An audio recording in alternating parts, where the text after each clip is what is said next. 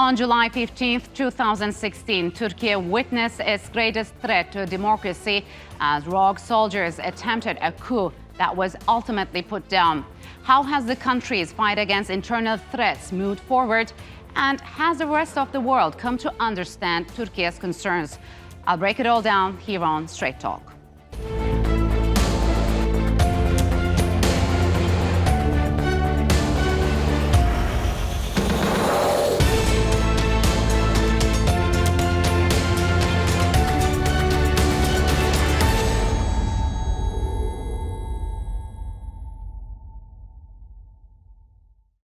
Hello and welcome to Straight Talk. I'm Ayşe Süberker.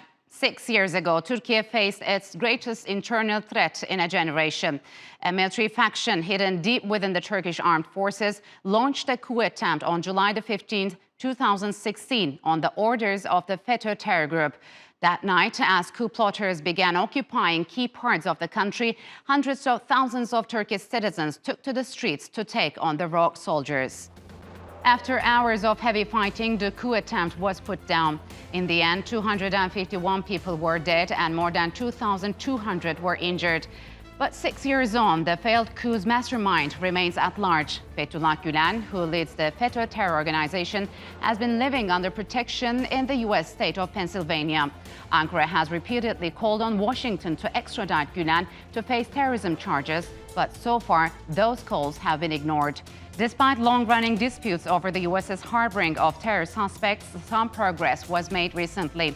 On the eve of a NATO summit in Madrid, Sweden and Finland agreed to stop supporting the Feto terror group. Turkish President Recep Tayyip Erdogan welcomed the move, saying it was the first time Feto was mentioned as a terror organization by NATO. But that group hasn't been Turkey's only security challenge. Its decades-long war against the PKK and its offshoots in Syria has gained momentum in recent years. So, how far has Turkey's fight against terrorism gone since that July night, and what challenges lie ahead? And to discuss how the failed July 15th coup changed Turkey's national security priorities, joining me now from Washington, D.C. is Rich Outzen. He is a former U.S. diplomat. From Mersin, Türkiye, Murat Koç, he is a professor at Çağ University. And from Istanbul, Vehbi Baysan is a political analyst and an assistant professor at İbn Haldun University. Gentlemen, welcome to Straight Talk. It's good to have you on the program. Vehbi, 6 years on from the defeated coup, which left lasting scars on the country. Where does Turkey stand in terms of its domestic politics and its relations with the world? Well, it was a certainly significantly traumatic event and experience. I still remember that day. I mean, we didn't know what to do. These F-16s flying over Istanbul, creating sonic explosions. And it was terrible. We were trying to find information on national TV, keep flipping channels, including the foreign ones. And I mean, you need to experience it. It was terrible night, and I remember my little daughter was, I just forgot about her, then found her under blanket hiding. She was terrified and terrible. But of course, that unsuccessful coup attempt traumatized again Turks simply because we had in 1960 a military coup, 71 and 1980. After that, somehow we thought we have a new generation and these things wouldn't happen again. And yet it happened, and in a worst possible format, because remember, like over 250 people killed, and many of them brutally, and the tanks ran over them. And also our own pride, our air forces, like a warplane bombed our parliament, as well as the special forces center, killing dozens of people there. Yes. So I think that left really unhealed scars, even until today, up 6 years later. So, Rich, how was the July 15 defeated coup different than the previous one? Why was this coup such a turning point in Turkey's history? Well, I think for people who have studied Turkish history, it's appropriate to say that this was very different from the previous coups in 1960, 71, and 80, in that it was more of a factional uprising, right? It was a long-term process, not of the military asserting control as an institution over Turkish society, but of the attempts of a faction within the military and the society to seize control of the military and then to use it as a tool against the people, as well as a tool to overthrow the government. This meant that the ability for the coup plotters to assert that they were acting on behalf of the country or in the country's interest was very limited, which I think led to the heroic response of the Turkish people, including civilians from every walk of life, to stand up against the coup. So this is one of the reasons for the coup's failure, is because it was not a coup that was, shall we say, based on a broad base of public support, but on a very narrow factional interest group. So Murat, walk us through, as a former military official, through what had happened on that night, actually, and how it was put down, and how were they able to get as far as they did that night? And first of all, Aisha, I would like to say that a considerable amount of evidence shows us this coup is different from one another. And by the means of network and making network and the use of force and the historical past and the penetration to the states are the significant aspects of this act. And in terms of international connections of the terrorist organizations and the support and the financial resources, we can say that this by the means of these significant issues, under these issues, we can say that this coup is different from one another. And then I would like to say that, additionally, Turkey is stronger than before. Why? Because we use the national forces and we use the national power resource and we use the consolidate national power and the old aspects of resource in this time. It was at that time, at that night. So, VP, how has Turkey's efforts to bring those responsible for the defeated coup attempt to justice played out so far? And has it got what it wanted in terms of apprehending plotters or the transfer of Feto schools to Turkey? What's the latest situation? Well, the latest still, Turkey continues really putting all the effort to bring all those responsible to justice. But as I said, the problem here is that it was so surreal, even for outside world, that makes probably difficult on Turkey's position, because we have this terrorist organization. It's known that they're behind it, and they infiltrated in the system for many years and using all sorts of means and sometimes a very no mercy policy, which means that they're kind of conspiring against some generals so then they can open way to their own men, and in the judicial, in the higher education, etc. So they are known. It's also known where they are based, etc. And Turkey provided what we say, the sacks full of documentation trying to prove that these people responsible had a larger organization behind them. Yes. But so far, the international community turning their blind eye, which is unacceptable. So, Richard, how did diplomatic relations with Turkey's Western partners shift aftermath of the failed coup and the years that followed? Well, they were sort of going through a tense period in any case, U.S.-Turkish relations, and to some extent with other countries in the West and NATO as well. As a result of events in Syria, the U.S. decision to work with the YPG, for instance, to counter ISIS, other regional tensions. I think, having studied the long history of U.S.-Turkish relations, it may have been the very lowest point in bilateral relations after the failed coup, because it's hard to explain to people who have just gone through this massive national trauma, which Turkey did, this coup, first and foremost against the Turkish military to try to seize it, and then against the entire state and people. Try to explain to people who have gone through this why the United States is not even certain that Feto was behind the coup, or that Feto exists, or that Feto is a terror organization. There's a disconnect there, an emotional disconnect. Now, cognitively, I think this has a lot to do with the nature of extradition law and the nature of evidence as it's perceived in the West, the search for something that proves individual culpability for extradition. So I think there are some complicated legal reasons and some political reasons, perhaps, that the United States has not shown sympathy in following up on some of these actions against Feto. But it's a pretty easy thing to understand if, in terms of the emotional gap. When you think about the amazing trauma that happened in Turkey and how that seemed very remote to the United States. I will tell you, I was in Washington on the day of the attempted coup, and we had no idea what was going on. We had not been tracking, at least at a public level, and certainly the policy circles I worked in, we were not aware that something like this was even possible. So for many, many hours, the U.S. government was trying to figure out who was behind this and what exactly was going on.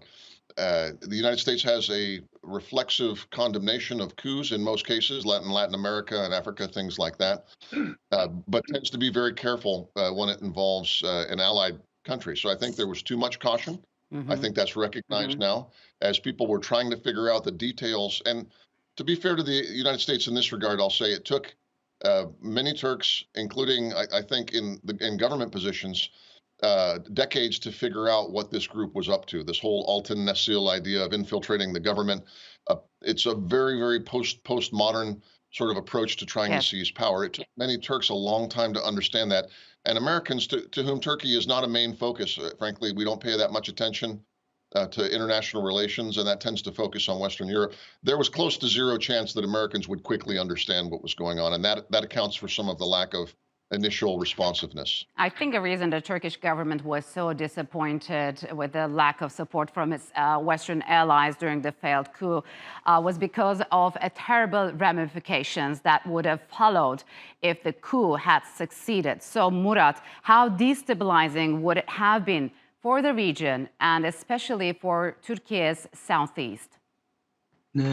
First of all, I would like to say the other additional issues at the beginning of this answer. The only issue on which the ruling and opposition wing in Turkey agree, it is the claim that Washington was involved in this coup. And what are the meaning of this? It means that new steps should be taken in the field of defense, and the foreign policy indicate that this new approach will continue. And I understood that these threats and these effects will enhance in the time of in the future, and we have to get the new prevents and some preventions about these threats, and we have to manage them with using our national power in the arena. And these sensations and these understandings and these perceptions are in this level in Turkey as of today and until today. So maybe the slow initial response was also followed by the refusal of many Western countries to extradite Feto suspects who were involved in the defeated coup. Countries like the US and Sweden refused to heed Ankara's calls. So how did that affect relations, and what lasting impact did that have? I think the Turkey and also public opinion in Turkey quite disappointed what had happened, because, as I said, it was like proven, and these guys behind it, and many of them even confessed to that, and many of them imprisoned. But of course, there are quite a number escaped, run away from Turkey, and went to these countries. So now that brings us into quite a curious question in the modern world. I mean, military coup is a military coup, even if they experienced in Sweden or in America. And that's something terrible, because we experienced it in the past 3-4 times, and it's not a good thing. So Turkey hoped very much to have some international condemnation as well as cooperation to hand back those who are responsible what had happened, and those who have blood in their hand, because as we said, there are 251 people killed and over 2,000 people injured. As I said, in the general public, it left scars beyond imagination. Yes. It was terrible, terrible night. So therefore, we expect, I mean, Turkey still do expect and do all the effort to get back those who are responsible. But the response is very slow, maybe because it doesn't really kind of well understood in the West what happened that night. Yes. And probably, again, it takes time to interpret it. So despite those tense years, some progress was made recently, just hours before the latest NATO summit in Madrid opened earlier this month. Turkey came to a crucial agreement with Sweden and Finland that paved the way for them to join the alliance. I just want to bring up Article 4 of that memorandum, which says a prospective NATO allies, Finland and Sweden, extend their full support to Turkey against threats to its national security. To that effect, Finland and Sweden will not provide support to YPG-PYD and the organization described as Feto in Turkey. So, Rich, how significant is the Feto's inclusion for the first time in a NATO document? Does it mean that the countries could recognize this group as a terrorist organization as well? Well, I think the language in the section of the memorandum that you pointed out was, as I understand it, compromise language, because Turkey wanted to have stronger language that would include calls for extradition and or prosecution. And I think after the negotiations had run on some, the prospective entrants, Sweden and Finland, agreed instead to say they'll provide no support. So I think that's not necessarily a great victory, because the issue was not support. The issue was whether they were tolerating the presence in their country of people reasonably accused of having supported the coup.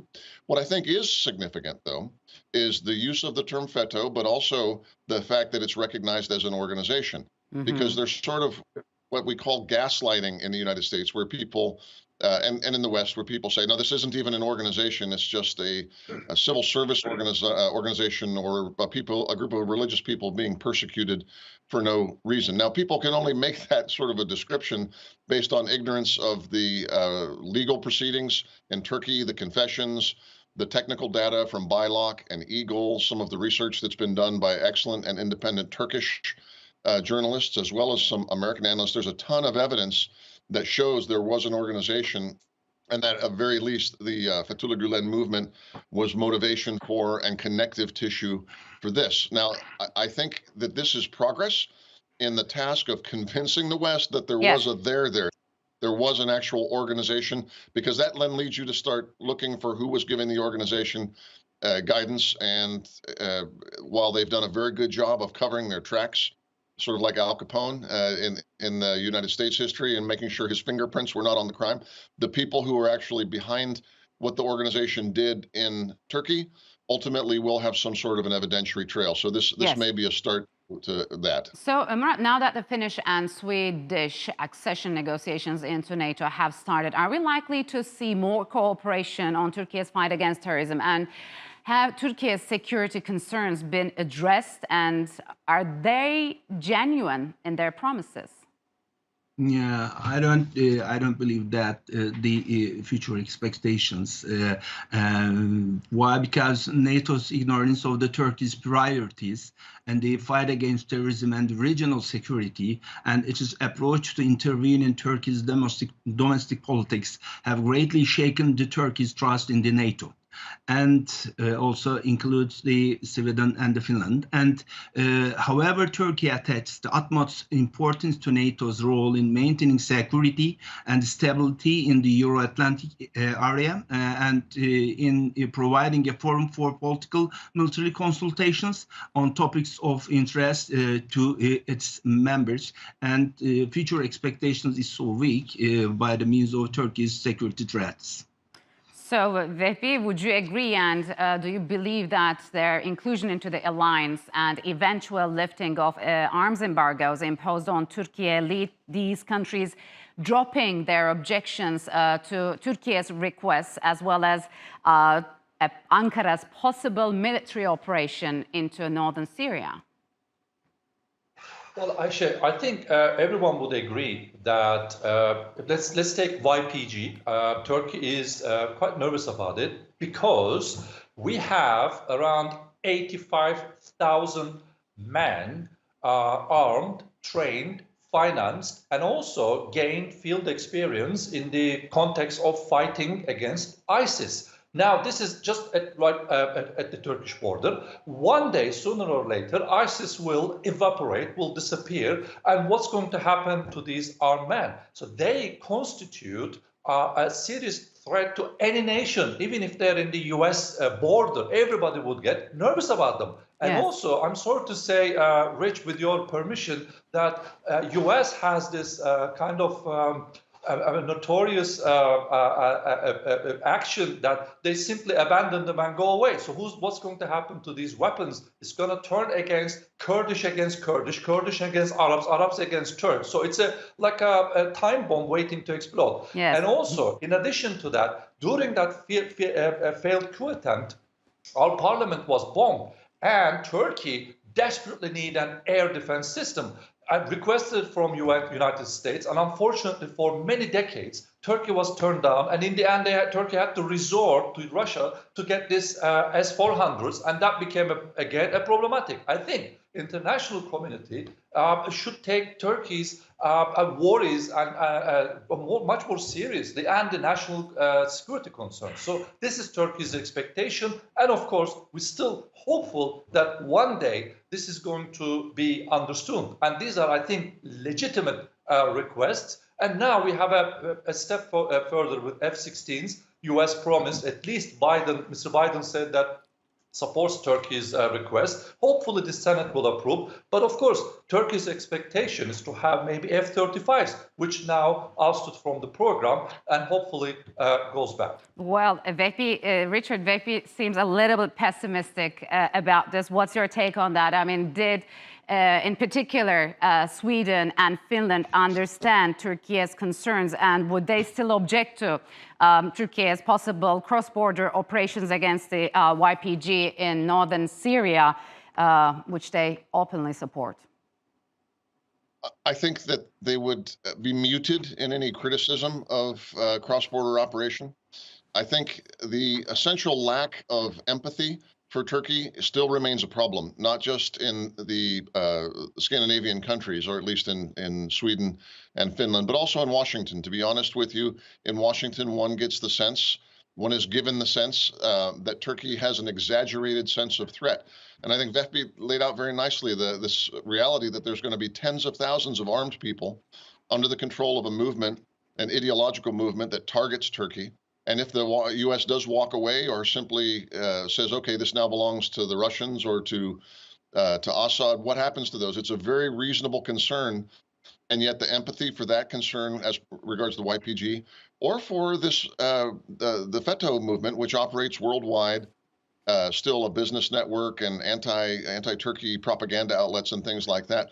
There's simply not an appreciation in Washington, D.C. for how that looks to Turks and to Turkey. So I'm actually pessimistic in the short term because I think that lack of empathy will preclude significant helping action. I do think that what happened in Madrid is helpful.